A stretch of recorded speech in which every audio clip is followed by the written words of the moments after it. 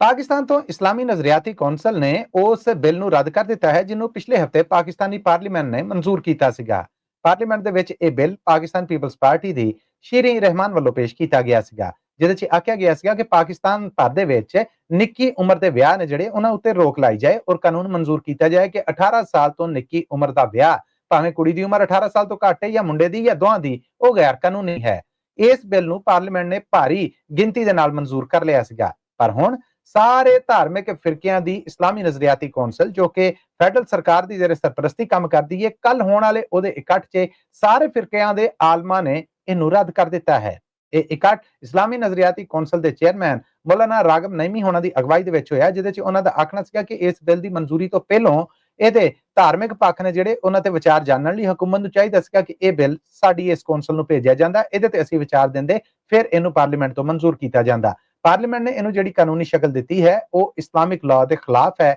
ਇਸ ਕਰਕੇ ਅਸੀਂ ਇਸ ਹਕੂਮਤੀ ਕੰਮ ਨੂੰ ਰੱਦ ਕਰਨੇ ਹਾਂ। ਨਾਲ ਹੀ ਕੌਂਸਲ ਨੇ ਆਖਿਆ ਹੈ ਕਿ ਥੈਲੇਸੀਮੀਆ ਦੇ ਟੈਸਟ ਦੀ ਜਿਹੜੀ ਸ਼ਰਤ ਨੂੰ ਪੱਕਿਆਂ ਕਰਾਰ ਦਿੱਤਾ ਹੈ ਉਹ ਵੀ ਠੀਕ ਨਹੀਂ ਹੈ, ਇਹਨੂੰ ਇਖਤਿਆਰੀ ਹੋਣਾ ਚਾਹੀਦਾ। ਜੇ ਦੋਵੇਂ ਕੁੜੀ ਮੁੰਡੇ ਵਾਲੇ ਫਰੀਕ ਰਾਜ਼ੀ ਨੇ ਤੇ ਇਹਦੀ ਲੋੜ ਨਹੀਂ, ਜੇ ਕਿਸੇ ਇੱਕ ਨੂੰ ਇਤਰਾਜ਼ ਹੈ ਤੇ ਫਿਰ ਥੈਲੇਸੀਮੀਆ ਦੇ ਟੈਸਟ ਨੇ ਜਿਹੜੇ ਉਹ ਨਿਕਾਹਨਾਮੇ ਦੇ ਨਾਲ ਜੁੜਨੇ ਚਾਹੀਦੇ ਨੇ।